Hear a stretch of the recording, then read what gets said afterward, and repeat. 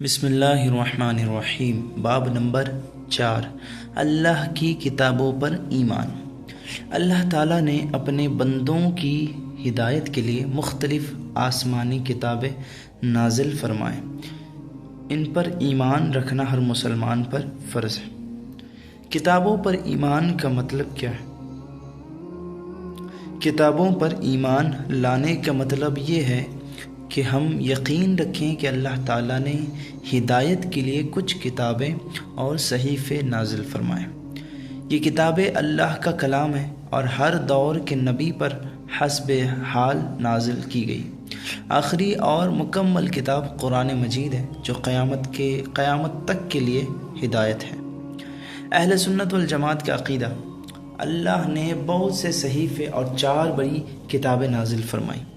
قرآن مجید آخری، مکمل اور ہر بات کو واضح کرنے والی کتاب ہے۔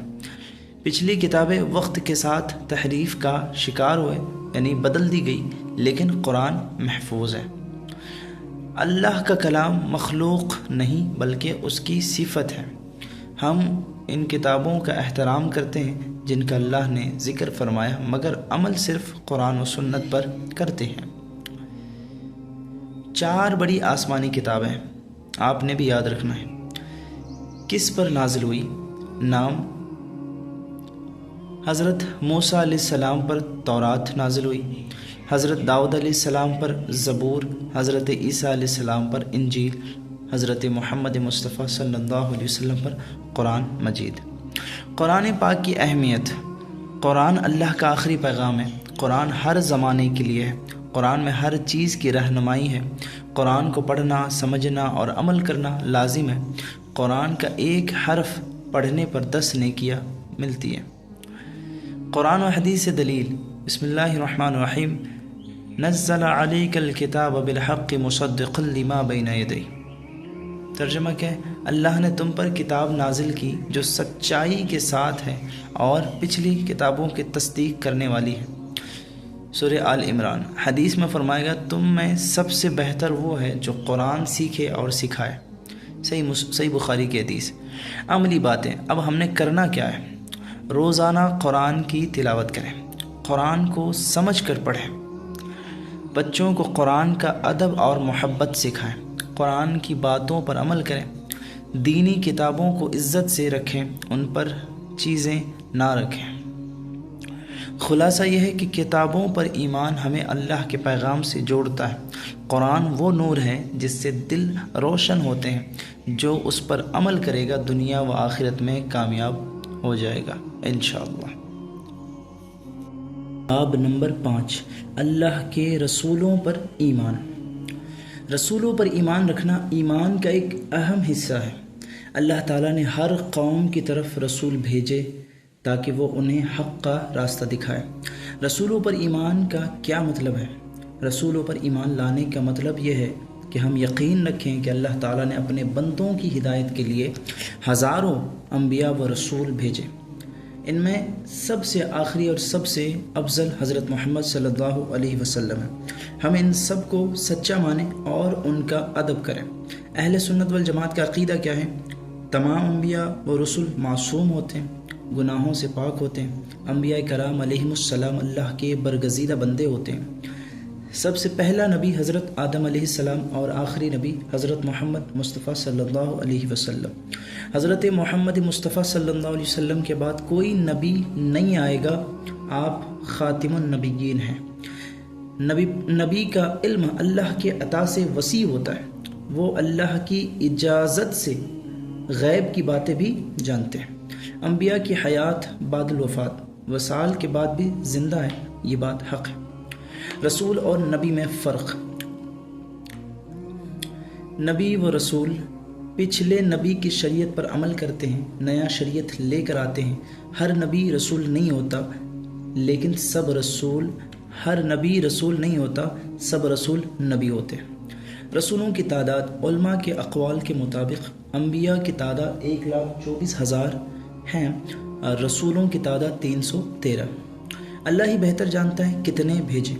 ہمارے نبی صلی اللہ علیہ وسلم کا مرتبہ: آپ صلی اللہ علیہ وسلم تمام نبیوں کے سردار ہیں۔ آپ صلی اللہ علیہ وسلم کو رحمت للعالمین بنایا گیا ہے۔ آپ صلی اللہ علیہ وسلم کے بغیر کوئی عبادت قبول نہیں۔ قرآن و حدیث سے دلیل، قرآن فرماتا ہے ما کان محمد ابا احد من رجالکم ولکن رسول اللہ و خاتم النبیین، سورۃ الاحزاب آیت نمبر 40۔ ترجمہ کیا ہے؟ محمد صلی اللہ علیہ وسلم تمہارے مردوں میں سے کسی کے باپ نہیں بلکہ اللہ کے رسول اور آخری نبی ہیں۔ حدیث میں فرمایا لا نبی بعدی، میرے بعد کوئی نبی نہیں، صحیح بخاری و مسلم۔ عملی ہدایت، اب ہم نے کرنا کیا ہے؟ ہر نبی اور رسول کا ادب و احترام کریں، نبی کریم صلی اللہ علیہ وسلم پر درود پڑھنا زندگی کا معمول بنائیں، آپ صلی اللہ علیہ وسلم کی سیرت کا مطالعہ کریں، کوئی نبی کی شان میں گستاخی کرے تو اس سے برات کریں، نبی پاک صلی اللہ علیہ وسلم کو ہر حال میں سب سے اعلیٰ مانیں۔ خلاصہ یہ ہے کہ رسولوں پر ایمان کا ایک ستون ہے، انبیاء ہمارے لیے رول ماڈل ہے اور حضرت محمد صلی اللہ علیہ وسلم ہمارے رہبر و شفیع ہیں۔ آپ صلی اللہ علیہ وسلم کا عشق ایمان کی جان ہے۔ نمبر 6، آخرت پر ایمان۔ عقیدہ اہل سنت والجماعت و مسلک اعلیٰ حضرت کے مطابق آخرت پر ایمان کا مطلب کیا ہے؟ آخرت پر ایمان لانا یعنی یقین رکھنا کہ مرنے کے بعد ایک اور زندگی ہے جسے آخرت کہتے ہیں، وہاں جزا و سزا ہوگی، جنت و دوزخ ہے، قیامت کا دن آئے گا اور سب انسانوں کا حساب کتاب ہوگا۔ اہل سنت کا عقیدہ، قیامت برحق ہے، ضرور آئے گی، مرنے کے بعد قبر کی زندگی برزخ ہے جس میں سوال و جواب ہوں گے، منکر نکیر فرشتے قبر میں سوال کریں گے، جنت اور دوزخ واقعی موجود ہے اور ہمیشہ رہیں گی، اعمال کا حساب اللہ کے حکم سے ہوگا، شفاعت یعنی سفارش نبی کریم صلی اللہ علیہ وسلم کریں گے، میزان یعنی ترازوں میں اعمال تولے جائیں گے، پل صراط سے گزرنا ہوگا، نیک کامیاب ہو جائیں گے۔ قرآن مجید سے دلیل، بسم اللہ الرحمن الرحیم، فمن یعمل مثقال ذرۃ خیرا یرہ ومن یعمل مثقال ذرۃ شرا یرہ، سورۃ الزلزال آیت نمبر 7-8۔ جو ذرہ برابر نیکی کرے گا وہ دیکھے گا اور جو ذرہ برابر برائی کرے گا وہ دیکھے گا۔ آخرت میں کیا ہوگا؟ قیامت کا دن ہے، زمین و آسمان تانبا ہو جائے گی، سب مردے زندہ ہوں گے، حشر و نشر، سب انسان میدان محشر میں جمع ہوں گے، لوگ ننگے پاؤں بھوکے پیاسے ہوں گے، حساب کتاب، ہر انسان کا عمل نامہ دیا جائے گا، اعمال کا وزن ہوگا، شفاعت مصطفیٰ صلی اللہ علیہ وسلم، نبی پاک صلی اللہ علیہ وسلم گناہگار امت کی سفارش فرمائیں گے، جنت و دوزخ، نیک جنت میں، برے دوزخ میں جائیں گے۔ عقیدہ اہل سنت کا خاص نقطہ، جنت و دوزخ ہمیشہ کے لیے ہے، کافر ہمیشہ دوزخ میں رہیں گے، گناہگار مسلمان سزا کے بعد جنت میں جائیں گے۔ یاد رکھیے، آخرت کی تیاری اسی دنیا میں کرنا ہے، آخرت کی تیاری اسی دنیا میں کرنا ہے، نیک عمل، نماز، صدقہ، خدمت دین، یہی آخرت کی کامیابی کے راستے ہیں۔ عملی ہدایت، اب آپ نے ہم نے کرنا کیا ہے؟ آخرت کو ہمیشہ یاد کریں، یاد رکھیں، ہر عمل سے پہلے سوچیں کہ قیامت کے دن میرے لیے فائدہ مند ہے یا نقصان دہ، موت کو نہ بھولیں اور قبر کی تیاری کریں، نماز، روزہ، زکوٰۃ، حج کا اہتمام کریں۔ خلاصہ یہ ہے کہ آخرت پر ایمان وہ چراغ ہے جو انسان کو گناہوں سے بچا کر نیکی کی راہ دکھاتا ہے، جس نے آخرت کو بھلا دیا وہ دنیا میں بھی برباد ہے اور وہاں بھی برباد ہے۔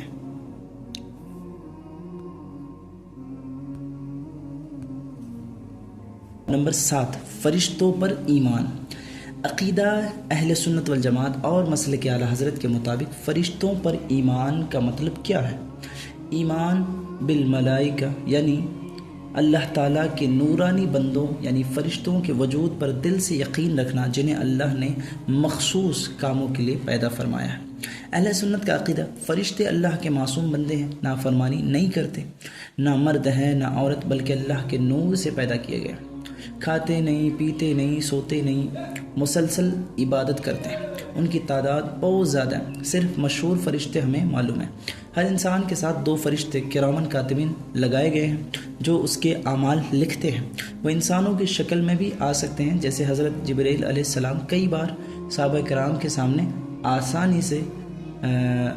آسانی سے انسانی شکل میں آیا۔ قرآنی حوالہ بسم اللہ الرحمن الرحیم لا يعصون اللہ ما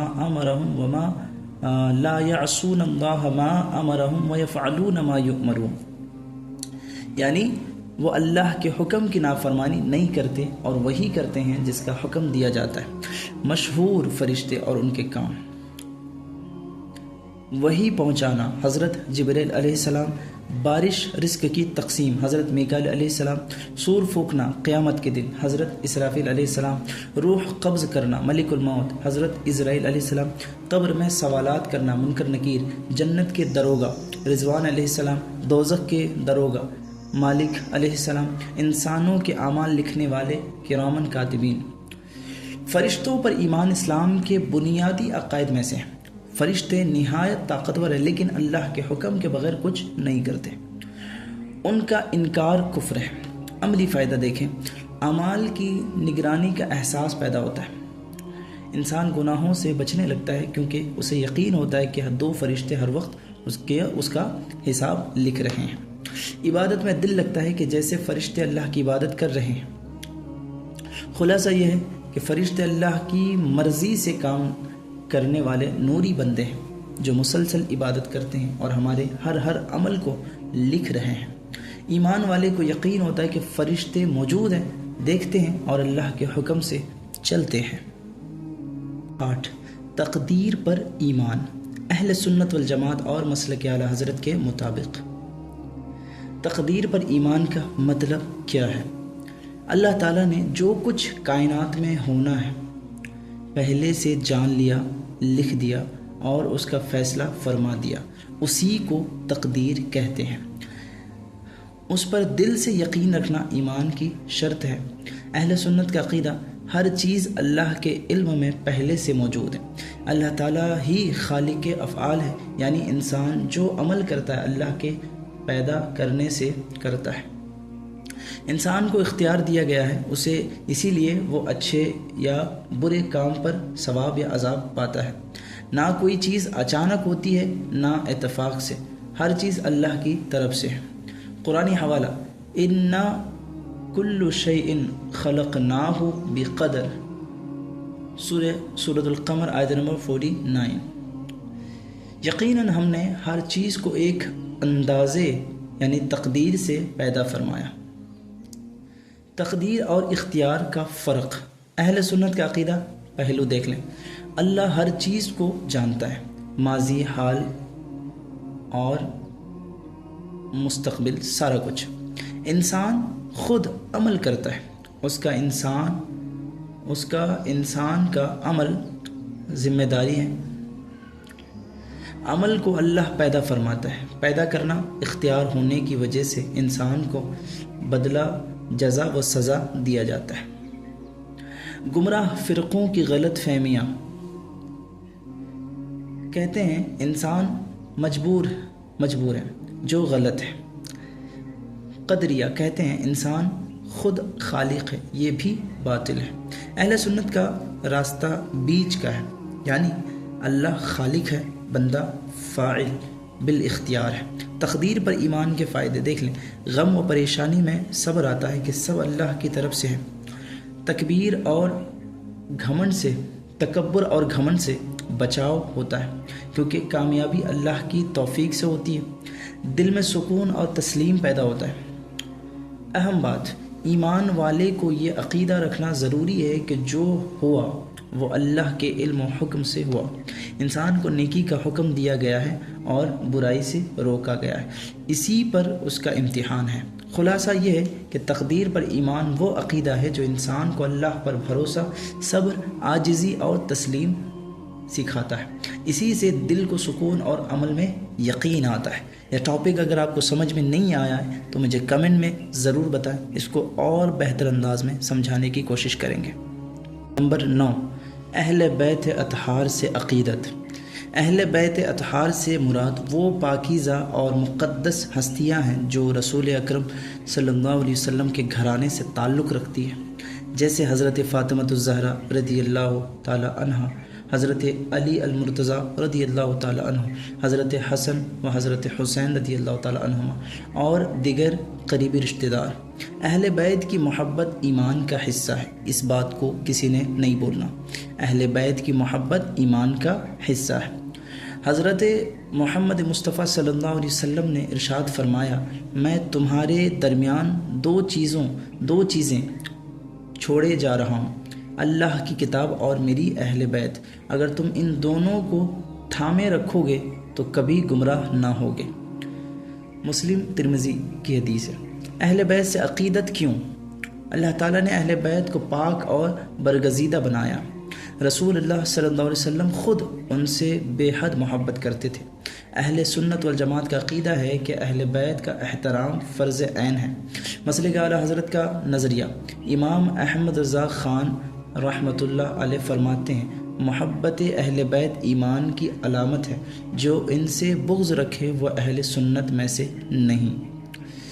ہماری ذمہ داریاں، اہل بیت کا نام عزت سے لینا، ان کے بارے میں نازیبہ کلمات سے مکمل پرہیز، ان کی سیرت سے سبق حاصل کرنا، اہل بیت پر صلاۃ و سلام پڑھنا۔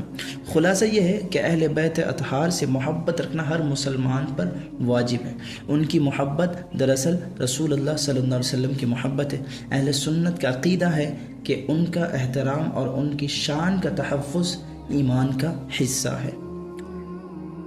کرام کا مقام، اولیاء اللہ وہ نیک اور پرہیزگار بندے ہوتے ہیں جنہیں اللہ تعالیٰ اپنی خاص قربت اور محبت عطا فرماتا ہے۔ قرآن مجید میں فرمایا، الا ان اولیاء اللہ لا خوف علیہم ولا هم یحزنون۔ ترجمہ سن لو، بے شک اللہ کے دوستوں کو نہ کوئی خوف ہوگا اور نہ وہ غمگین ہوں گے۔ ولی کون ہوتا ہے؟ جو 5 وقت کی نماز پابندی سے پڑھے، شریعت پر عمل کرے، اللہ کی رضا میں زندگی گزارے، دل سے دنیا کی محبت نکال دے۔ ولی کا درجہ، ولی نبی نہیں ہوتا مگر نبی کا سچا وارث ہوتا ہے۔ ولی کا مقام عام مسلمانوں سے بہت بلند ہوتا ہے، ان کے ہاتھ پر کرامت ظاہر ہونا ممکن ہے۔ اعلیٰ حضرت کا نظریہ، امام احمد رضا خان علیہ رحمۃ الرضوان فرماتے ہیں، اولیاء اللہ کا انکار، ان کی کرامت کا انکار اور ان سے بغض رکھنا راہ ہدایت سے دوری ہے۔ اولیاء کرام سے محبت کیوں؟ یہ اللہ والے بندے ہمیں نیکی کی طرف بلاتے ہیں، ان کے ذریعے اللہ کی رحمت نازل ہوتی ہے، ان کی صحبت دل کو صاف کرتی ہے۔ زیارت قبور اولیاء، دھیان سے سنیں، اولیاء کی قبروں کی زیارت کرنا جائز اور باعث برکت ہے۔ ان کے وسیلے سے دعا کرنا اہل سنت کا درست عقیدہ ہے۔ خلاصہ یہ ہے کہ اولیاء کرام اللہ کے خاص بندے ہوتے ہیں، ان سے محبت رکھنا، ان کی تعظیم کرنا اور ان کے نقش قدم پر چلنا ایک سچے مسلمان کی علامت ہے۔ جو ولی اللہ کی عزت کرتا ہے، اللہ تعالیٰ اس کی عزت فرماتا ہے۔ باب نمبر 11، نماز کی فرضیت۔ نماز اسلام کا دوسرا رکن اور دین کا ستون ہے۔ یہ وہ عبادت ہے جو ہر مسلمان مرد و عورت پر بالغ ہونے کے بعد دن میں 5 مرتبہ فرض کی گئی ہے۔ نماز بندے کو اللہ سے جوڑتی ہے اور اس کے دل کو پاکیزگی عطا کرتی ہے۔ قرآن مجید سے دلیل، وَأَقِیمُوا الصَّلَاةَ، اور نماز قائم کرو، سورہ بقرہ آیت نمبر 43۔ احادیث مبارکہ، رسول اللہ صلی اللہ علیہ وسلم نے فرمایا، کیا نماز دین کا ستون ہے، جس نے اسے قائم کیا اس نے دین کو قائم کیا، اور جس نے اسے چھوڑا اس نے دین کو گرا دیا۔ مشکات باب الصلاۃ، 5 وقت کی نمازیں دیکھیں، فجر، ظہر، عصر، مغرب اینڈ عشاء۔ نماز کے اہم فوائد کیا ہے؟ گناہوں سے بچاتی ہے نماز، دل کو سکون دیتی ہے نماز، اللہ سے قرب حاصل ہوتا ہے، قبر اور آخرت میں روشنی بنتی ہے۔ نماز چھوڑنے کا گناہ کیا؟ جو شخص بغیر کسی شرعی عذر کے نماز چھوڑتا ہے وہ سخت گناہ گار ہے۔ امام احمد رضا خان علیہ رحمۃ رضوان فرماتے ہیں نماز چھوڑنا کفر کے قریب ہے، فتوی رضویہ۔ تو اسی لیے نماز کی پابندی بڑا ضروری ہے۔ روزہ کی اہمیت۔ روزہ اسلام کا تیسرا بنیادی رکن ہے۔ رمضان کے مہینے میں صبح صادق سے غروب آفتاب تک کھانے پینے اور شہوانی یعنی خواہشات سے بچنا فرض ہے۔ روزہ نہ صرف بھوک پیاس کا نام ہے بلکہ یہ ایک روحانی تربیت ہے جو انسان کو تقوی اور صبر سکھاتی ہے۔ قرآن مجید سے دلیل، یا ایہا الذین آمنوا کتب علیکم الصیام کما کتب علی الذین من قبلکم لعلکم تتقون، اے ایمان والو تم پر روزے فرض کیے گئے جیسے تم سے پہلے لوگوں پر فرض کیے گئے تھے تاکہ تم پرہیزگار بن جاؤ۔ سورہ بقرہ آیت نمبر 183۔ حدیث مبارکہ، رسول اللہ صلی اللہ علیہ وسلم نے فرمایا روزہ ڈھال ہے جو انسان کو گناہوں سے بچاتا ہے، بخاری و مسلم۔ اچھا، روزے کے فائدے کیا ہیں؟ اللہ کا قرب حاصل ہوتا ہے، تقوی اور صبر پیدا ہوتا ہے، روحانی طاقت بڑھتی ہے، جنت کا دروازہ ریان یعنی روزے داروں کے لیے مخصوص ہے۔ روزہ توڑنے کا گناہ کیا ہے؟ بلا عذر شرعی روزہ توڑنا یا نہ رکھنا سخت گناہ ہے۔ امام احمد رضا خان علیہ رحمۃ رضوان فرماتے ہیں رمضان کا روزہ جان بوجھ کر توڑنے والا شدید گناہ گار ہے اور توبہ کے بغیر نجات نہیں، فتوی رضویہ۔ زکوٰۃ کی حقیقت۔ زکوٰۃ اسلام کا چوتھا رکن ہے جو صاحب نصاب مسلمان پر فرض ہے۔ یہ ایک مالی عبادت ہے جو مال کو پاک کرتی ہے، دل کو بخل سے بچاتی ہے اور غریبوں کی مدد کا ذریعہ بنتی ہے۔ زکوٰۃ کا ادا کرنا فرض عین ہے اور اس میں کوتاہی کرنا کبیرہ گناہوں میں شامل ہے۔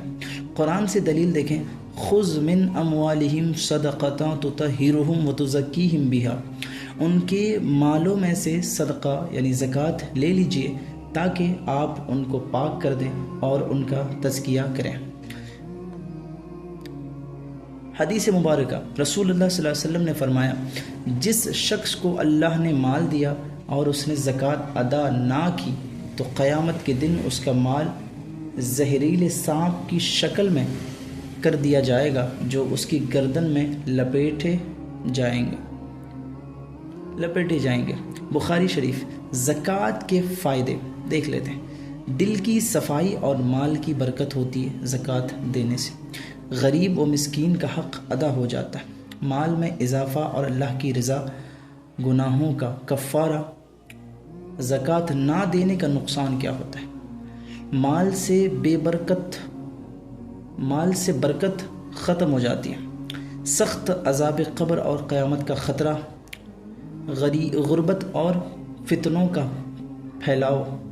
امام احمد رضا خان بریلوی رحمۃ اللہ علیہ فرماتے ہیں زکوٰۃ ہر سال صاحب نصاب پر فرض ہے اور اسے دینا اسی طرح ضروری ہے جیسے نماز پڑھنا۔ جو جان بوجھ کر زکوٰۃ ادا نہ کرے وہ سخت گنہگار اور مستحق عذاب ہے، فتوی رضویہ۔ حج کی فرضیت۔ حج اسلام کا 5واں رکن ہے، ہر اس مسلمان پر زندگی میں ایک بار فرض ہے جو جسمانی و مالی استطاعت رکھتا۔ حج کا مطلب ہے قصد کرنا یعنی اللہ کے گھر بیت اللہ کی زیارت کرنا، مخصوص وقت، مخصوص مقام اور مخصوص طریقے سے۔ قرآن کریم میں ارشاد باری تعالیٰ وَلِلَّهِ عَلَى النَّاسِ حِجُّ الْبَيْتِ مَنِ اسْتَطَاعَ إِلَيْهِ سَبِيلًا، اور اللہ کے لیے لوگوں پر اس گھر کا حج فرض ہے جو اس تک راستہ پانے کی طاقت رکھے۔ حدیث مبارکہ، حضور صلی اللہ علیہ وسلم نے فرمایا جس کو حج کرنے کی طاقت ہو اور وہ حج نہ کرے تو وہ چاہے یہود ہو کر مرے یا نصرانی ہو کر، اس پر کچھ فرق نہیں۔ حج کن پر فرض ہے دیکھ لیں، مسلمان ہو، آزاد ہو، عاقل اور بالغ ہو، جسمانی استطاعت رکھتا ہو، راستہ محفوظ ہو۔ اچھا، حج کے اہم ارکان کیا ہے؟ احرام، وقوف عرفہ، طواف زیارت اور صفا و مروہ کا چکر اور قربانی کرنا۔ حج کے فائدے کیا ہیں؟ پچھلے گناہوں کی معافی ہو جاتی، دل کو تقوی کی طرف مائل کرنا، امت مسلمہ کا اتحاد و اجتماع، صبر، قربانی اور اللہ سے تعلق مضبوط ہوتا ہے۔ حج میں کوتاہی جو کرتا ہے اس کے لیے کیا ہے؟ جو شخص حج فرض ہونے کے باوجود ٹالتا ہے وہ سخت گناہ گار ہے، اور بعض علماء کے نزدیک وہ کافر ہونے کے قریب پہنچ جاتا ہے۔ جس پر حج فرض ہے وہ اگر دیر کرے تو گناہ گار ہوتا ہے۔ حج کی تیاری کریں، قرض سے بچیں اور بلا وجہ تاخیر نہ کریں۔ فتوی رضویہ جلد 10۔ وضو اور طہارت کے مسائل۔ طہارت کا مطلب ہے پاکی حاصل کرنا۔ اسلام میں پاکی ایمان کا حصہ ہے۔ نماز اور دیگر عبادات کی قبولیت کے لیے جسم، لباس اور جگہ کا پاک ہونا ضروری ہے۔ قرآن میں ارشاد ہے ان اللہ یحب التوابین و یحب المتطہرین، بے شک اللہ توبہ کرنے والوں اور پاکیزگی اختیار کرنے والوں کو پسند فرماتا ہے۔ سورہ بقرہ آیت نمبر 222۔ وضو کیا ہے؟ وضو ایک خاص طریقے سے جسم کے کچھ اعضاء دھونے اور مسح کرنے کا نام ہے، جس سے انسان نماز، قرآن پاک کی تلاوت اور دیگر عبادات کے لیے پاک ہو جاتا ہے۔ وضو کے فرض۔ وضو میں 4 فرض ہیں، دھیان رکھیں۔ پہلا، چہرہ دھونا، پیشانی کے بالوں سے تھوڑی تک اور ایک کان سے دوسرے کان تک۔ دوسرا، ہاتھوں کو کہنیوں سمیت دھونا۔ تیسرا، سر کا چوتھائی مسح کرنا۔ چوتھا ہے پاؤں کو ٹخنوں سمیت دھونا۔ یہ 4 فرض اگر ادا نہ کیے جائے تو وضو نہیں ہوتا۔ وضو کے سنتیں، وضو توڑنے والی چیزیں دیکھ لیتے ہیں۔